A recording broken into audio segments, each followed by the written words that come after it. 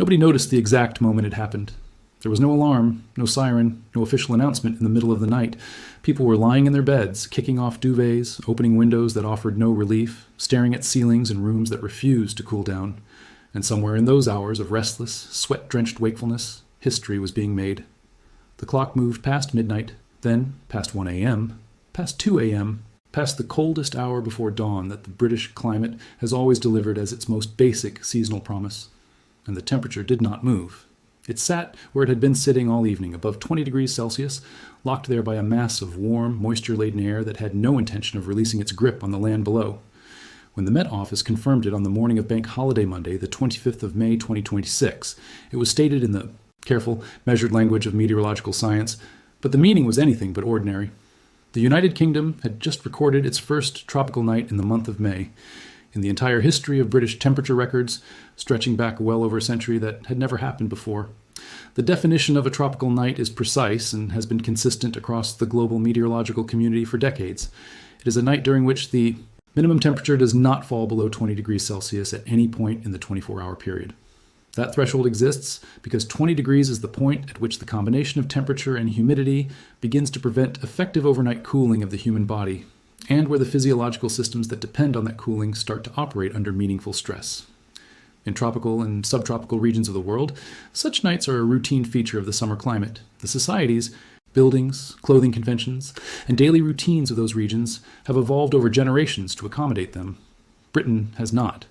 The entire fabric of British life, its double-glazed windows designed to retain heat, its insulated loft spaces built to stop warmth escaping, its dense brick terraces that pack residents together and trap the heat of their collective bodies and appliances, its cultural habit of closing up tightly at night rather than opening out to allow airflow, was constructed around the assumption that the night would always cool. On the night of the 24th of May 2026, that assumption failed.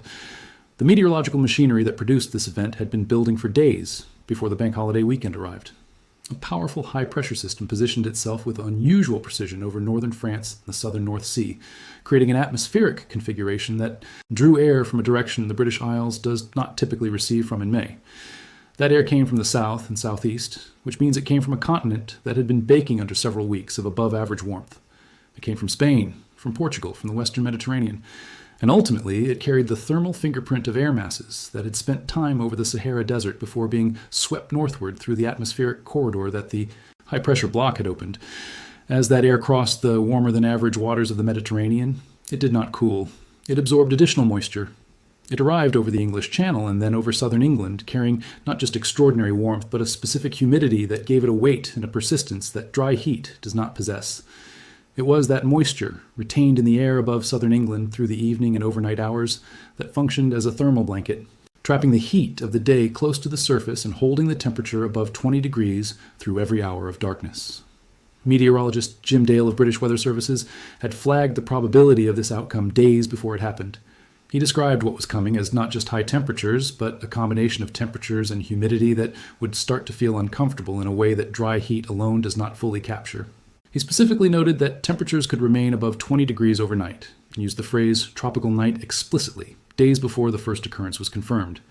That kind of accurate lead time in a forecast is the product of vastly improved atmospheric modeling over the past 2 decades, and it meant that health authorities, hospital trusts, and local councils had enough warning to begin preparing their response before the worst of the conditions arrived.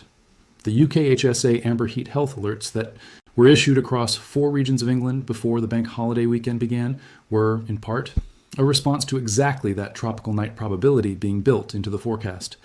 The human body's relationship with overnight temperature is not simply about comfort, it is about survival architecture, and understanding that architecture is essential to grasping why a tropical night in the UK is a public health event rather than just a noteworthy meteorological curiosity.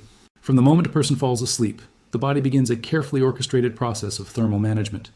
Core body temperature drops slightly, reaching its lowest point in the early hours of the morning, a drop that is not incidental but essential.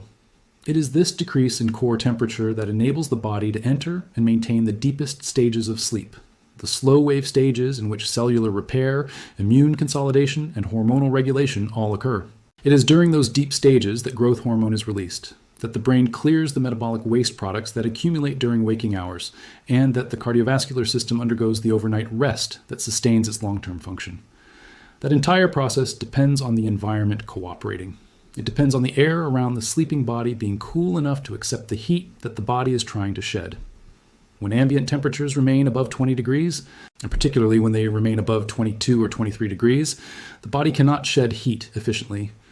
It compensates by increasing blood flow to the skin and increasing sweat rate, both of which maintain circulatory demand through the night and prevent the cardiovascular system from achieving the rest it needs. Sleep becomes shallow and fragmented. The deep stages are compressed or skipped entirely. The restorative work that should happen in the dark hours does not get done. A multi-country study published in 2025 in the journal Environment International, which analyzed mortality data from 178 locations across multiple continents, established that hot nights are independently and significantly associated with increased mortality, entirely separate from the effect of hot daytime temperatures. The elevated temperature at night exacerbates heat-related health risks, not only by prolonging the thermal burden the body is carrying, but by preventing the essential nocturnal recovery that allows the body to manage that burden day after day. Without overnight recovery, the cumulative physiological stress of a multi-day heat wave builds rapidly, and the populations least equipped to manage that stress, the elderly, the very young, pregnant women, people with chronic cardiovascular or respiratory conditions, and those taking medications that the autonomic nervous system, which controls the involuntary responses, including sweating, vasodilation, and heart rate that constitute the body's thermoregulatory toolkit, becomes less sensitive and less responsive with age. Older adults begin sweating later in response to rising body temperature and sweat less overall, reducing the primary mechanism by which the body loses heat to its environment. The cardiovascular reserve that allows a younger person to dramatically increase blood flow to the skin as a cooling strategy is diminished in older hearts, limiting the secondary cooling mechanism. The sensation of thirst, which triggers fluid intake that replaces what is lost through sweating, becomes progressively less reliable with age, meaning that older people are at heightened risk of becoming significantly dehydrated overnight without ever feeling particularly thirsty. When a tropical night removes the environmental cooling that partially compensates for all of these physiological limitations, the systems are left working at the edge of their capacity without any relief.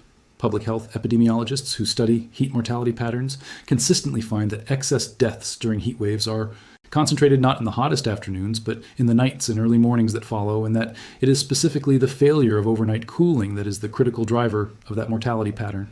Heat waves have been described by public health professionals as the silent killer for precisely this reason. The deaths they produce do not happen dramatically or visibly. They happen quietly, in bedrooms and in care home rooms, in the bodies of people whose compromised thermoregulatory systems have been overwhelmed by too many consecutive hours of heat without respite. The 2003 European heat wave, which is the deadliest weather event in modern European history, killed an estimated 70,000 people across the continent over the course of 2 weeks. The pattern of mortality in that event showed clearly that the nights were as deadly as the days, and that the regions and cities where overnight temperatures were highest recorded the worst outcomes. In England, during that event, an estimated 2,000 excess deaths occurred in a country that, at the time, had almost no heat health alert infrastructure and no formal framework for mobilizing health services in response to extreme heat. 23 years later, the alert system exists, and the response frameworks are in place. But the biology that makes tropical nights dangerous has not changed. Britain's climate record now contains something it has never contained before, and the context in which that record was set matters as much as the record itself.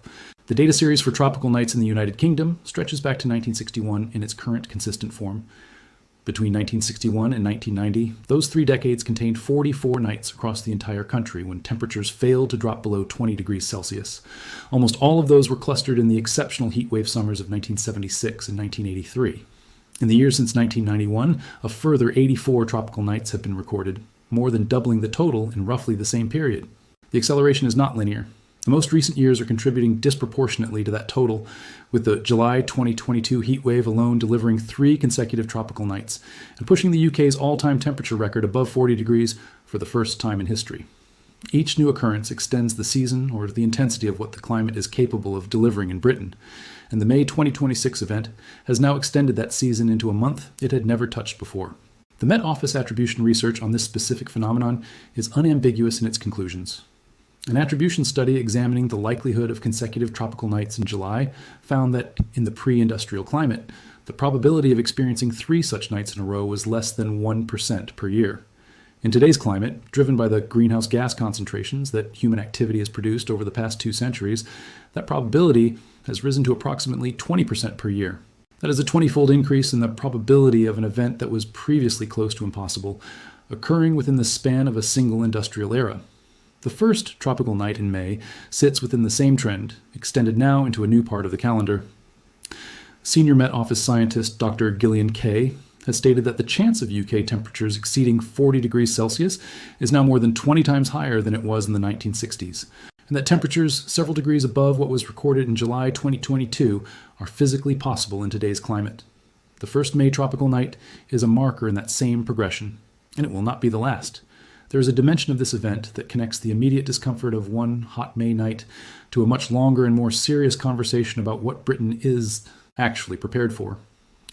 The National Infrastructure Commission published a report in 2023 that identified extreme heat as one of the most significant and least addressed infrastructure risks facing the United Kingdom.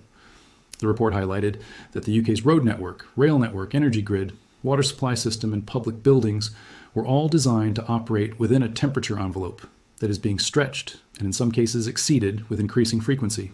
Heat-related rail disruptions, where steel rails expand enough to create speed restrictions or track buckle risk, have increased significantly over the past decade. Overheating in data centers and electrical substations during heat waves has created intermittent supply issues. NHS buildings, many of which were constructed in the 1960s and 1970s with no consideration for summer overheating, struggled to maintain safe temperatures during the July 2022 heat wave in ways that impacted patient care and staff well-being simultaneously.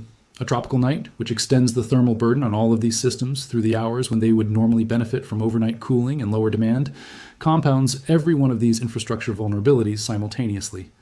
The climate projections that sit behind this May 2026 milestone point toward a future that demands structural rather than behavioral responses. Under current global emissions trajectories, the Met Office projects that by the 2070s, tropical nights in southern England could occur on up to 20 or more days per year during the hottest summers, compared to the effectively zero baseline that existed before the 1990s.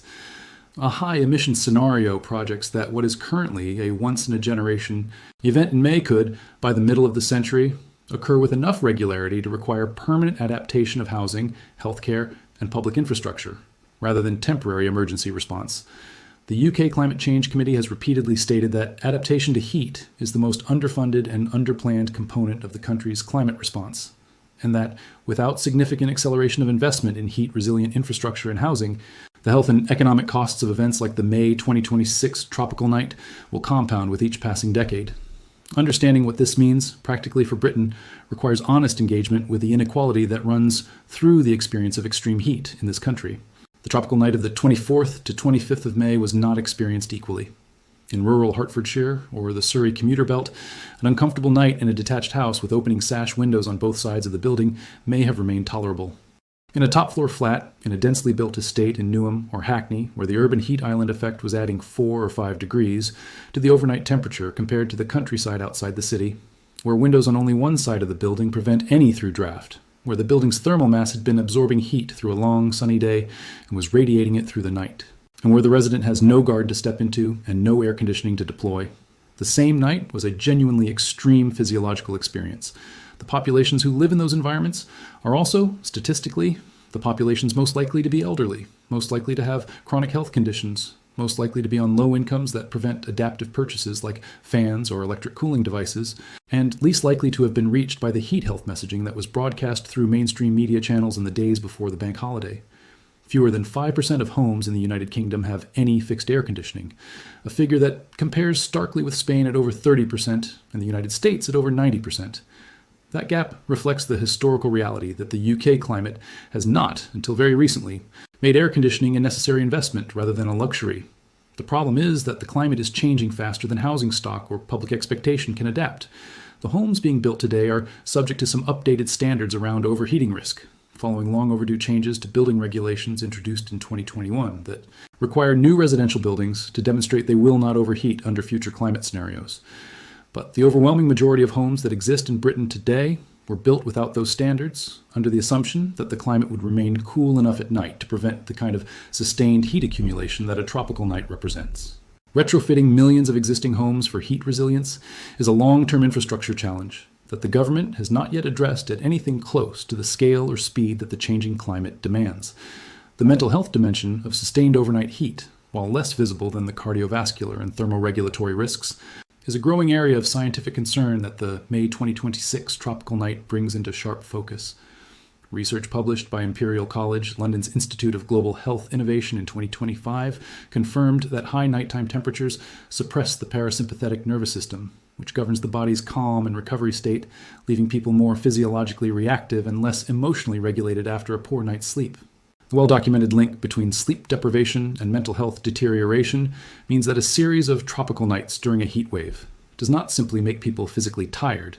It makes them more anxious, more irritable, less able to manage stress, and more vulnerable to the exacerbation of existing mental health conditions. A national UK survey found that 52% of people struggle to sleep during hot weather, and that figure describes ordinary warm summer nights rather than genuinely tropical ones.